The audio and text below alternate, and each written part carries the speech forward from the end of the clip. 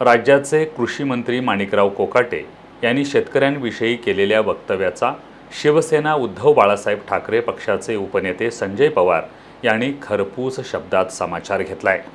शेतमालाला हमीभाव नाही आणि दुसरीकडे नैसर्गिक आपत्ती यामुळे शेतकरी अडचणीत आला असताना कोकाटे यांनी शेतकऱ्यांची क्रूर चेष्टा चालवली आहे का, असा सवाल संजय पवार यांनी उपस्थित केलाय। महाराष्ट्र राज्याचे कृषी मंत्री माणिकराव कोकाटे शेतकरी बांधावर गेले होते। आम्हाला वाटतं खूप त्यांना चांगला धीर देतील आणि त्यांना भविष्यासाठी काहीतरी चांगलं आश्वासन देऊन येतील, परंतु अक्षरशः दुर्दैव म्हणायला लागले महाराष्ट्राचं आणि या शेतकरी बांधवांचा आपल्या महाराष्ट्रातल्या। तिथं गेल्यानंतर आम्ही जे तुम्हाला कर्जमाफी करतो त्या कर्जमाफीतले पैसे तुम्ही साखरपुड्यासाठी लग्नासाठी उधळता म्हणे तुम्ही।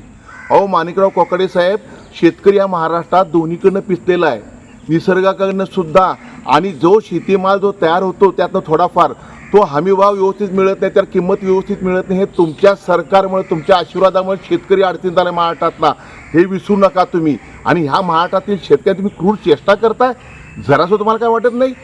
न्यायालयाने जी तुम्हाला चपराक दिले तरी पण तुम्हाला ह्या मंत्रिमंडळात घेतलेला आहे। ह्या राज्याच्या मुख्यमंत्र्यांनी अशा ह्या कृषी मंत्र्यांची हकालपट्टी करावी। ह्या महाराष्ट्रातील शेतकरी स्वाभिमानी शेतकरी आहे, कधी कुणाचं कर्ज बुडवत नाही, कर्जमाफीचे पैसे बुडवत नाही आहे। कर्जमाफी करतो म्हणून तुम्ही निवडणुकीपूर्वी सांगितलं होतं, तुम्ही त्यांना फसवलं आणि म्हणून शेतकरी अडचणीत आला आहे।